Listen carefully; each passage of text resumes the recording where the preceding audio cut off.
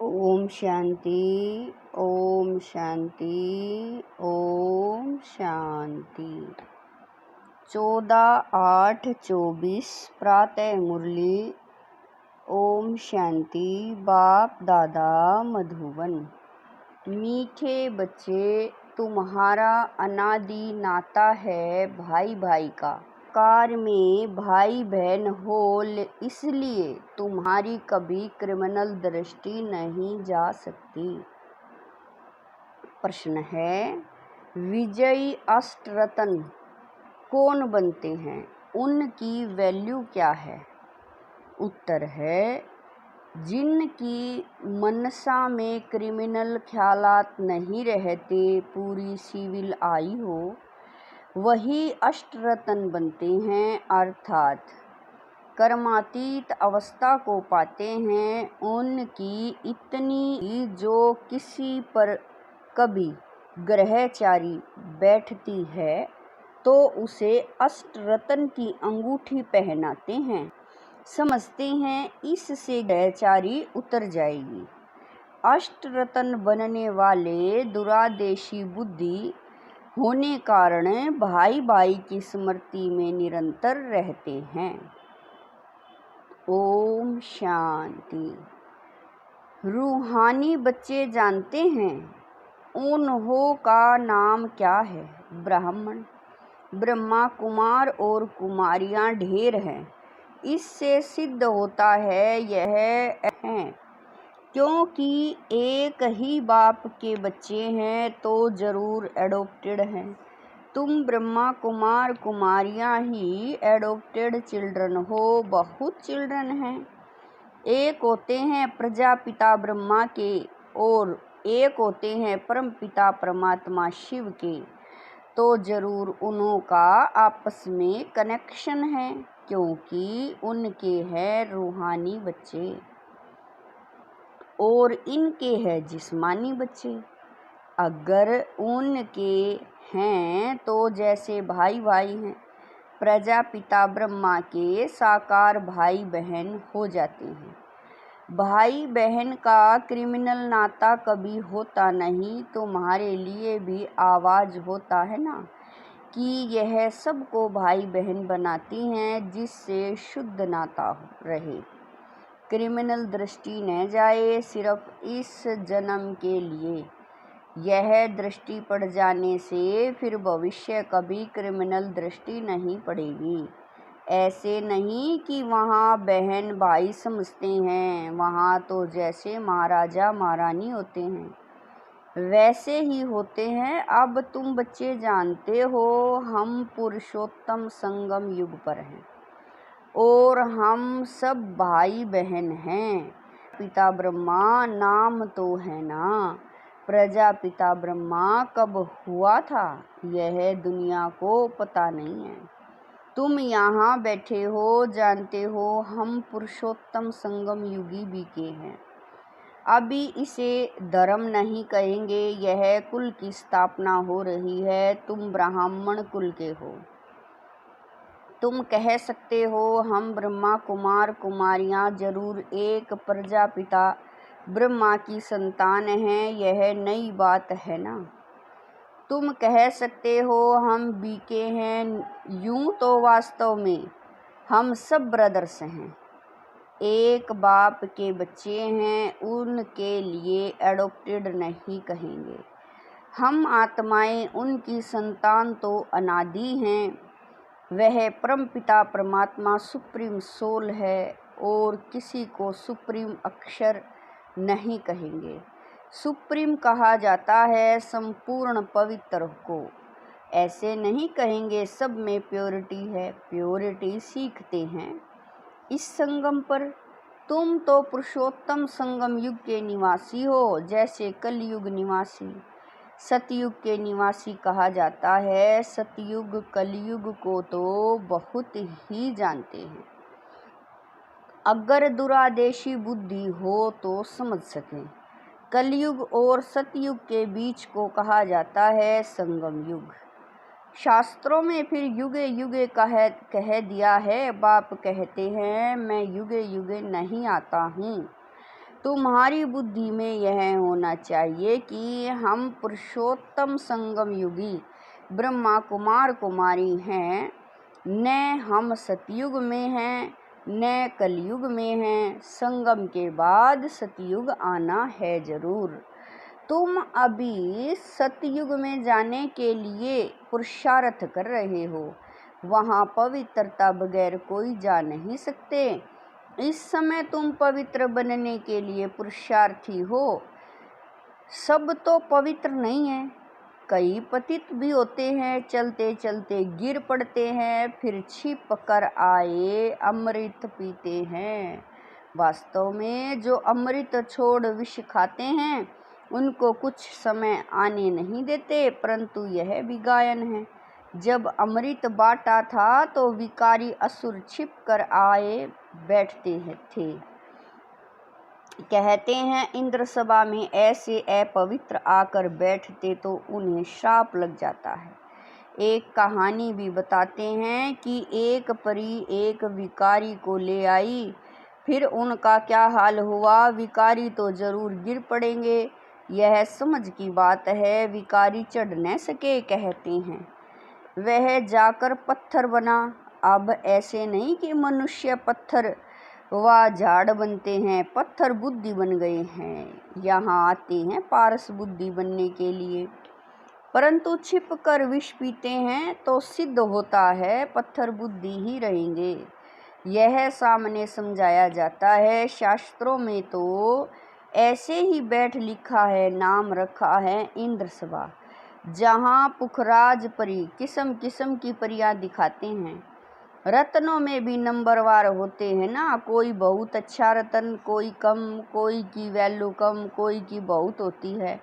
9 रतन की अंगूठी भी बहुत बनाते हैं, एडवर्टाइज करते हैं, नाम तो रतन ही है, यहाँ बैठे हैं ना, परंतु उनमें भी कहेंगे, बाबा कह रहे हैं, परंतु उनमें भी कहेंगे यह हीरा है, यह पन्ना है, यह मणिक है। पुखराज भी बैठे हैं, रात दिन का फर्क है, उनकी वैल्यू में भी बहुत फर्क होता है। वैसे ही फिर फूलों से भेंट की जाती है, उनमें भी वैरायटी है। बच्चे जानते हैं कौन कौन फूल है।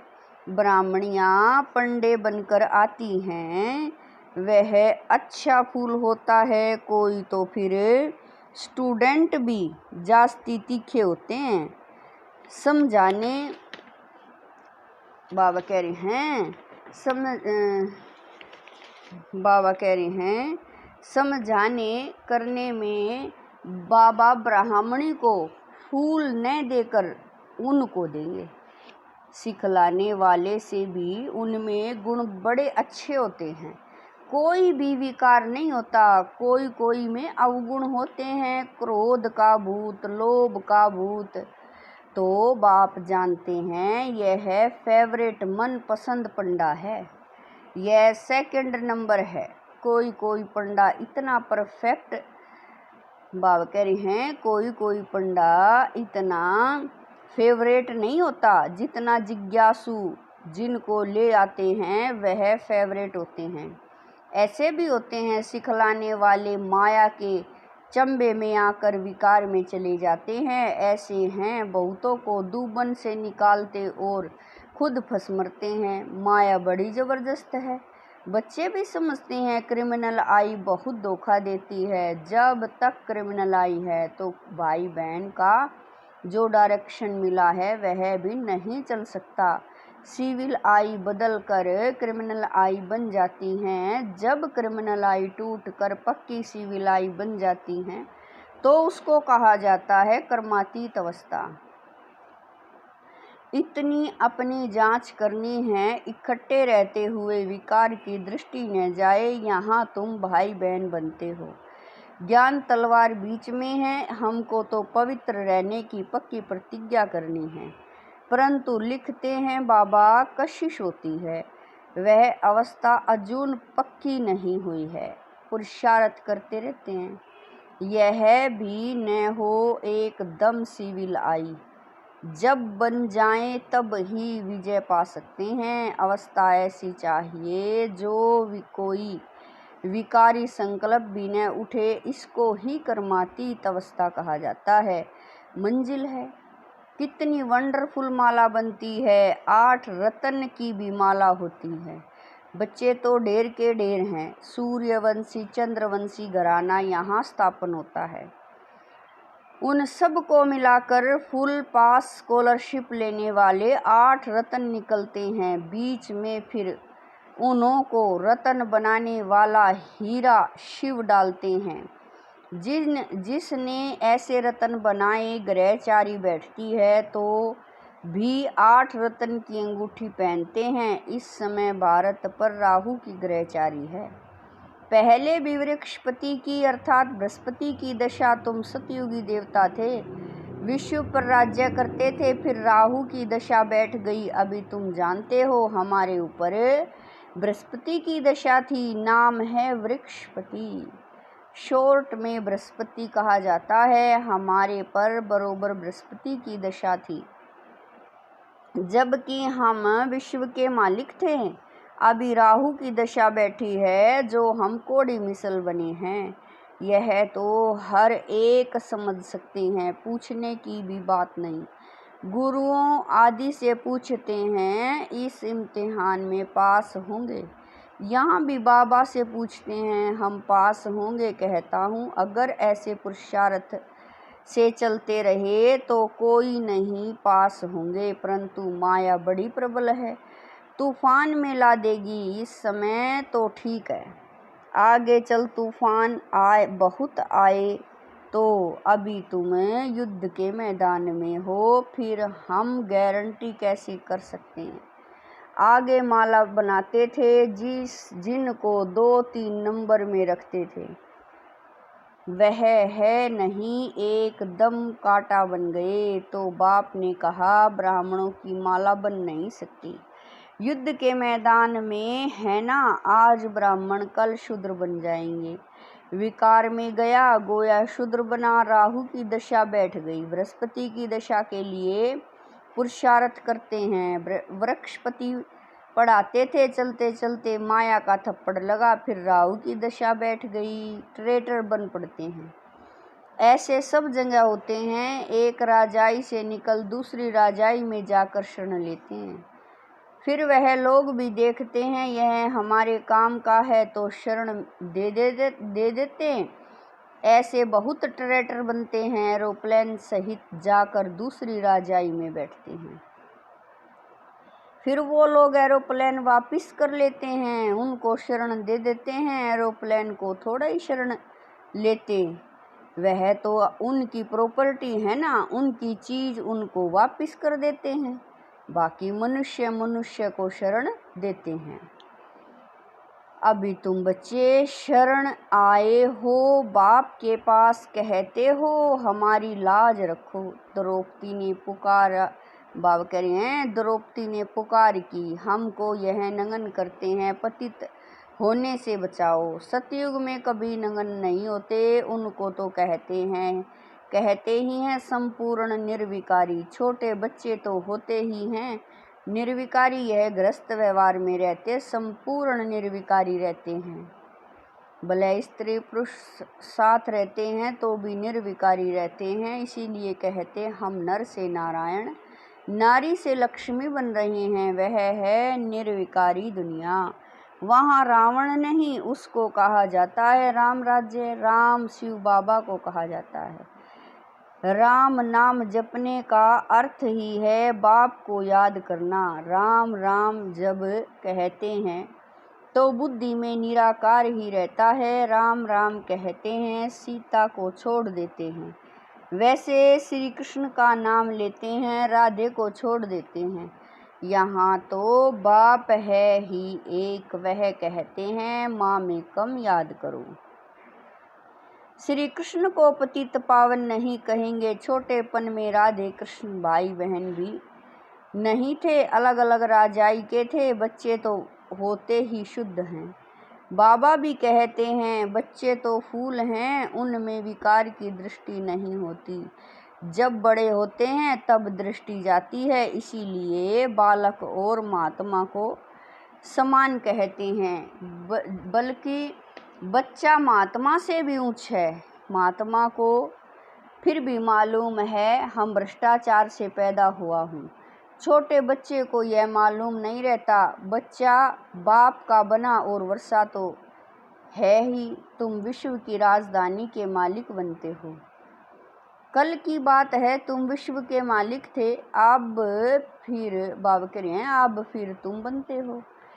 इतनी प्राप्ति होती है तो स्त्री पुरुष बहन भाई बन पवित्र रहे तो क्या बड़ी बात है। कुछ तो मेहनत भी चाहिए ना। हाँ, नंबरवार पुरुषार्थ अनुसार।